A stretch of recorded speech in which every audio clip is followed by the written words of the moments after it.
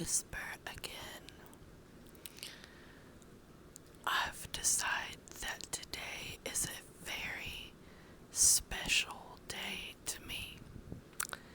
Harry Potter changed my life in such the best way possible. Maybe the books when I first started reading them was like escape from my real life at the time, because I was going through some very, very difficult times, and maybe that's why I just love the series so much.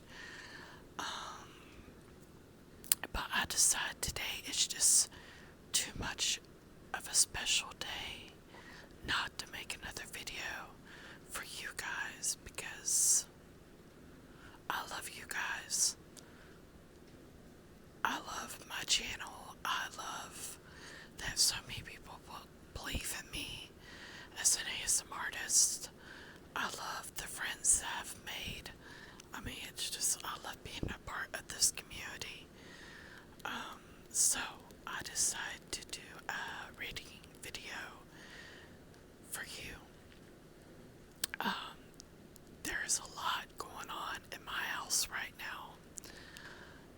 I got my dishwasher going, and the air is on now. So there's probably going to be a lot of white noise in this video, but I am using the microphone on my phone, on my AirPods, so maybe it won't be that bad, and it's just very loud. My house is, it's a trailer. It's a trailer.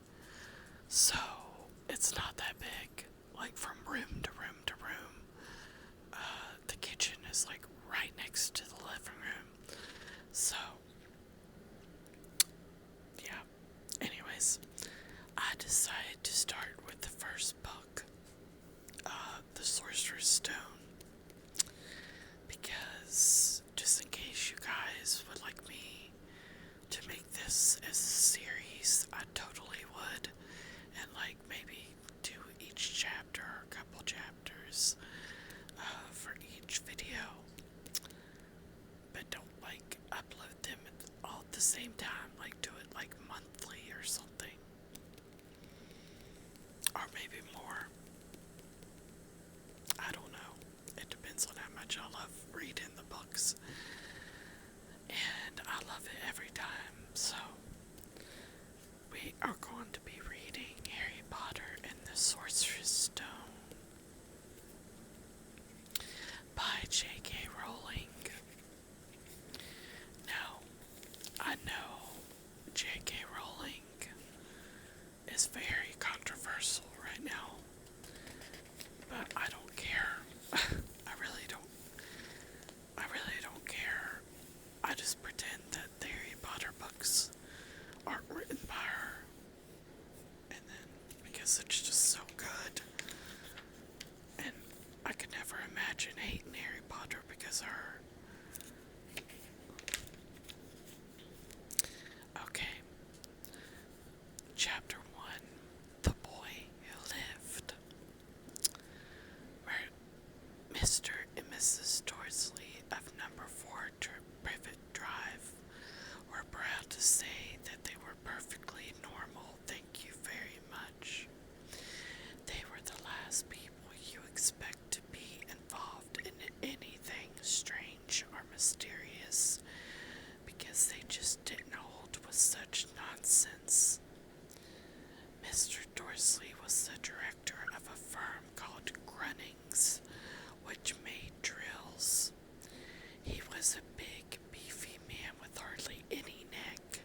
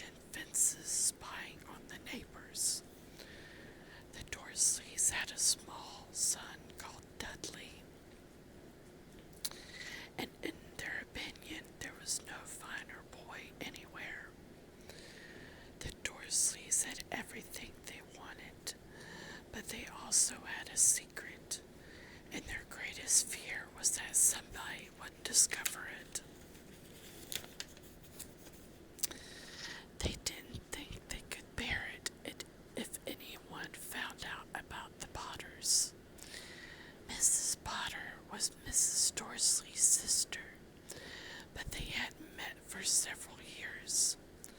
In fact, Mrs. Dorsley pretended she didn't have a sister because her sister and her good-for-nothing husband were as undorklyish as it was possible to be.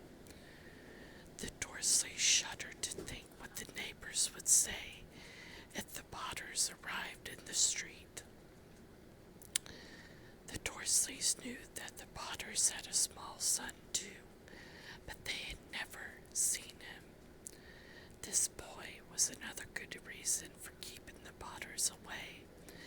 They didn't want Dudley mixing with a child like that. When Mr. and Mrs. Dorsley woke up on the dull gray Tuesday, our story starts. There was nothing about the cloudy sky outside to suggest that strange and mysterious things would soon be happening all over the country. Mr. Dorsley hummed as he picked out his most boring tie for work, and Mrs. Dorsley gossiped away happily as she wrestled a screaming Dudley into his high chair. None of them noticed a large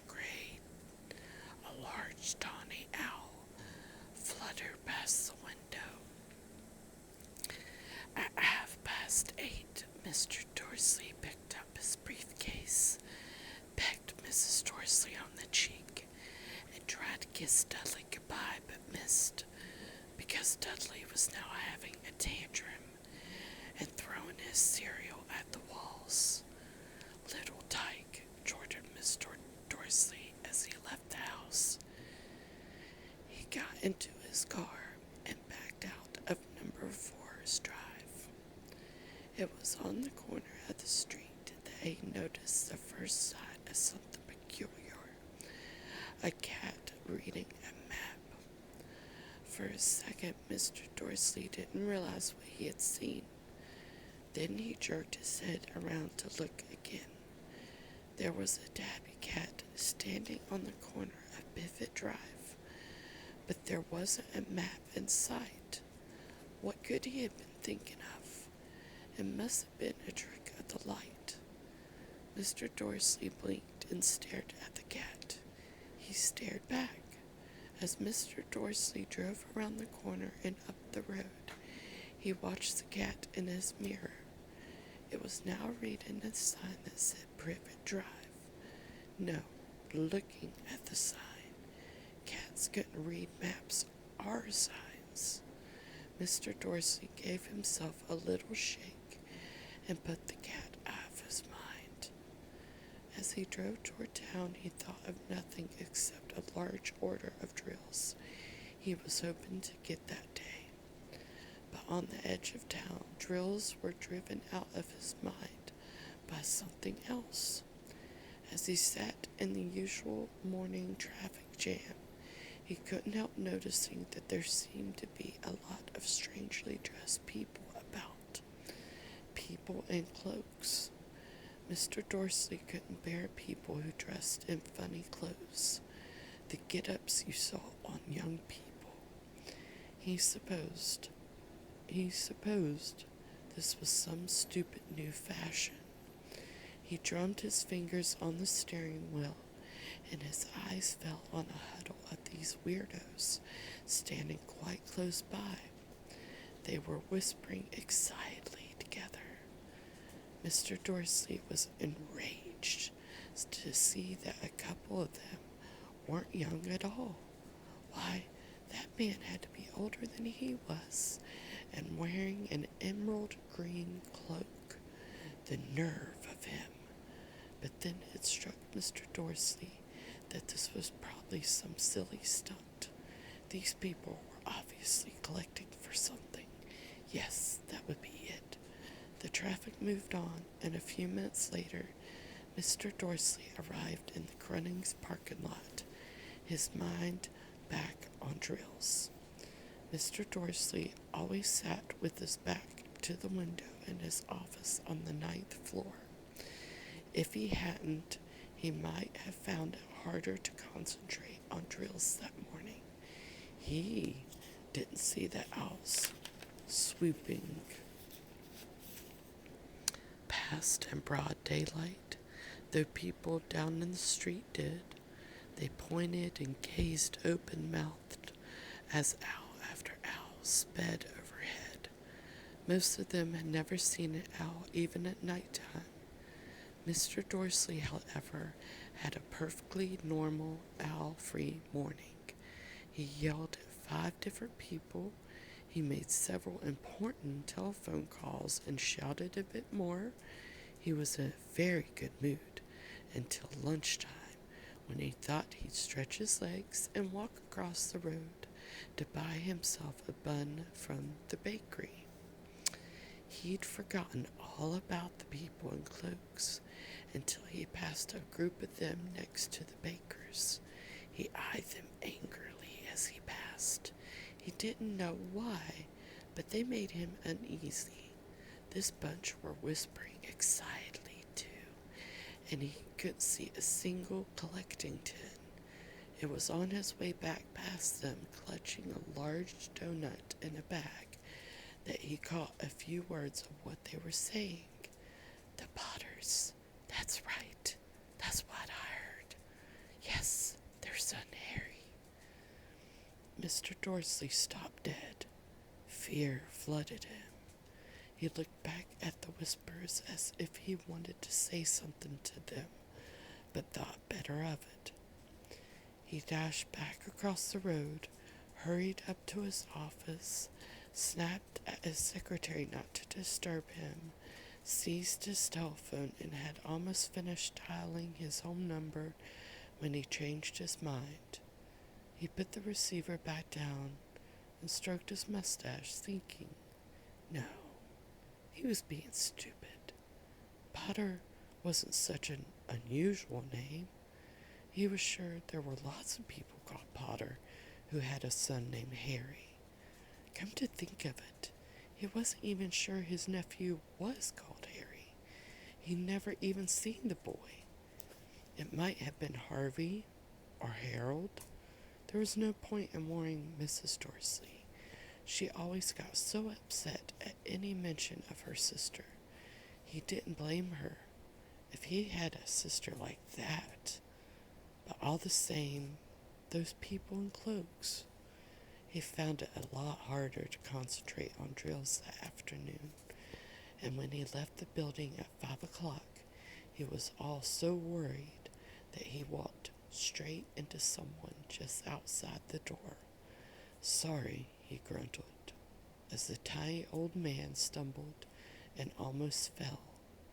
It was a few seconds before Mr. Dorsley realized that the man was wearing a violet cloak. He didn't seem at all upset at being almost knocked to the ground.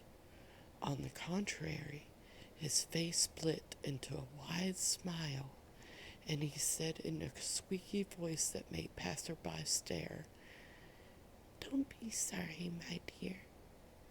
My dear sir, for nothing could upset me today.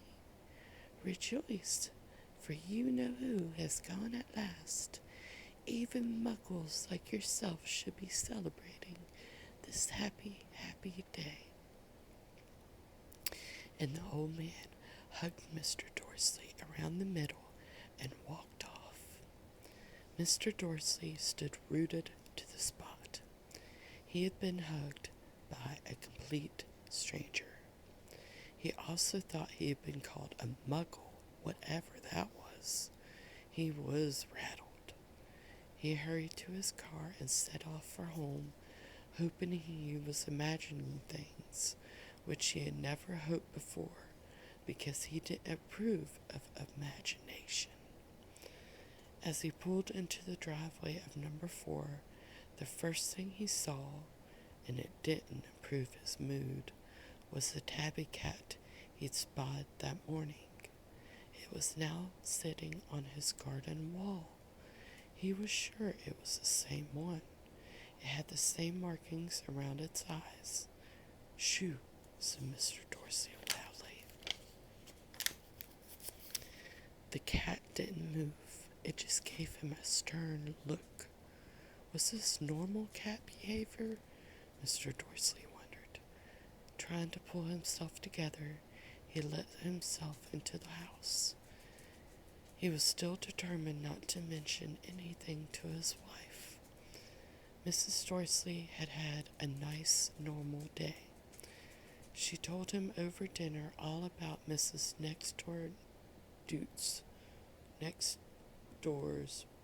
Mrs. Next Door's problems with her daughter and how Dudley had learned a new word, won't. Mr. Dorsley tried to act normally. When Dudley had been put to bed, he went into the living room in time to catch the last report on the evening news. And finally, bird watchers everywhere have reported that the nation's owls have been behaving very unusually today. Although owls normally hunt at night and are hardly ever seen in daylight, there have been hundreds of sightings of these birds flying in every direction since sunrise. Experts are unable to explain why the owls have suddenly changed their sleeping pattern. The newscaster allowed himself a grin. Most mysterious. And now, over to Jim McGuffin with the weather. Going to be any more showers of owls tonight, Jim?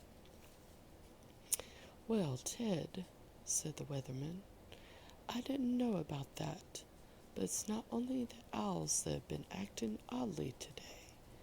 Viewers as far apart as Kent, Yorkshire, and Dundee have been phoning in to tell me that instead of the rain they promised yesterday, they've had a downpour of shooting stars.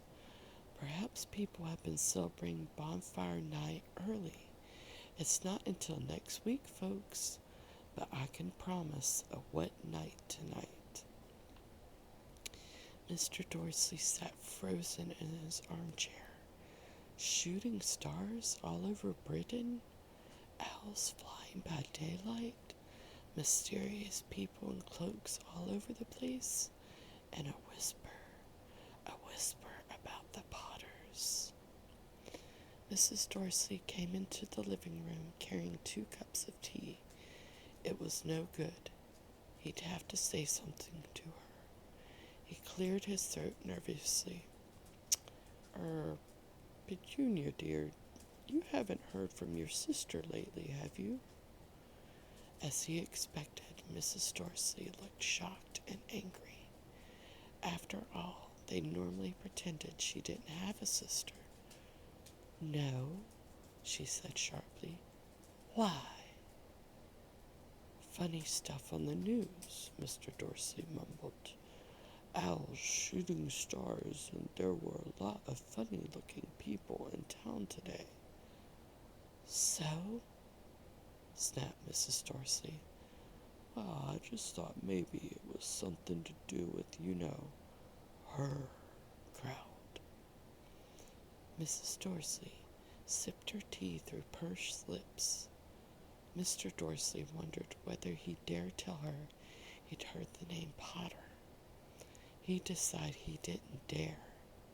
Instead, he said, as casually as he could, their son, he'd be about Dudley's age now, wouldn't he? I suppose so, said Mrs. Dorsley stiffly. What's his name again? Howard, isn't it? Harry. Nasty common name, if you ask me. Oh, yes, said Mr. Dorsley, his heart sinking horribly. Yes, I quite agree. He didn't say another word on the subject as they went upstairs to bed. While Mrs. Dorsley was in the bathroom, Mr. Dorsley crept to the bedroom window and peered down into the front garden. The cat was still there. It was staring down Privet Drive as though it was waiting for something.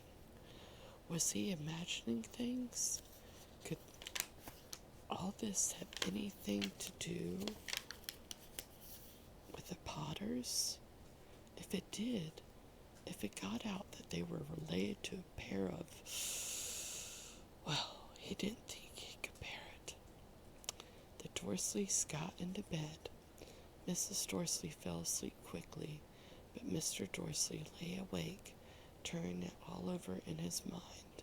His last comforting thought before he fell asleep was that even if the Potters were involved, there was no reason for them to come near him and Mrs. Dorsley.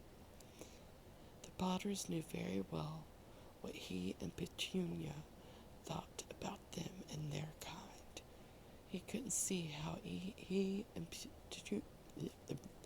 Petunia could get mixed up in anything that might be going on. He yawned and turned over. Oh, it couldn't affect them. How very wrong he was. Mr. Dorsley might have been drifting into an uneasy sleep, but the cat on the wall outside was showing no sign of sleepiness. It was sitting as still as a statue, its eyes fixed obliquely on the far corner of Privet Drive.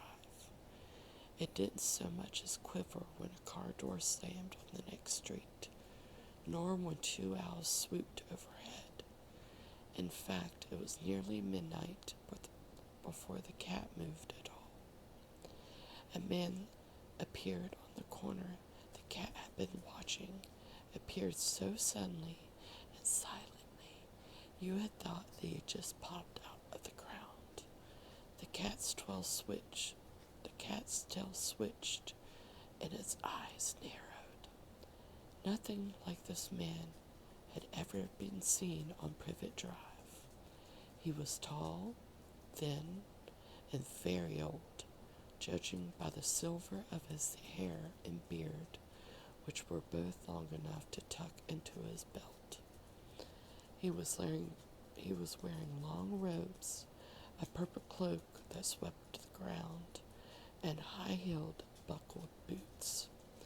His blue eyes were light, bright, and sparkling behind half-moon spectacles, and his nose was very long and crooked, as though it had been broken at least twice. This man's name was Albus Dumbledore. Albus Dumbledore didn't seem to realize that he had just arrived in a street where everything from his name to his boots was unwelcome. He was busy rummaging in his cloak, looking for something, but he did seem to realize that he was being watched, because he looked up so suddenly at the cat, which was still staring at him from the other end of the street.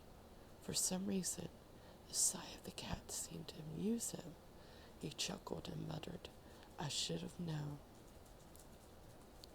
He found what he was looking for in his inside pocket. It seemed to be a silver cigarette lighter. He flicked it open, held it up in the air, and clicked it. The nearest street lamp went out with a little pop. He clicked it again. The next lamp flickered into darkness. 12 times he clicked the put outer until the only lights left on the whole street was 2 tiny pinpricks in the distance, which were the eyes of the cat watching him. If anyone looked out of their window now, even beady-eyed Mrs. Dorsley, they wouldn't be able to see anything that was happening down on the pavement. Dumbledore slipped the put-outer back inside his cloak and set off down the street toward number 4, where he sat down on the wall next to the cat. He didn't look at it, but after a moment he spoke to it. Fancy. Man, I'm trying to do the Dumbledore voice.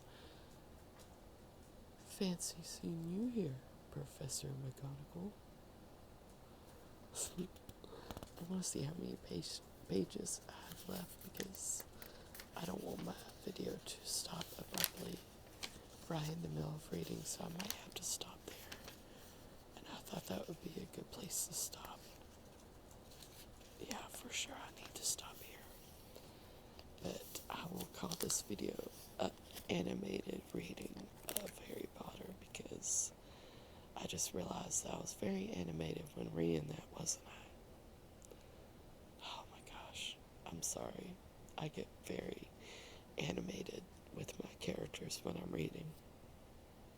I hope you guys enjoyed this. And thank you guys again for everything. And also, congratulations to one of my subscribers, Curse33. She is getting married soon. And she has been a fan of mine for so long. And I am so happy for her. So a big congratulations to Curse33 for her upcoming nuptials. I'm so happy for you and so excited, and I wish you all the joy in the world. And thank you, everyone else, and happy birthday.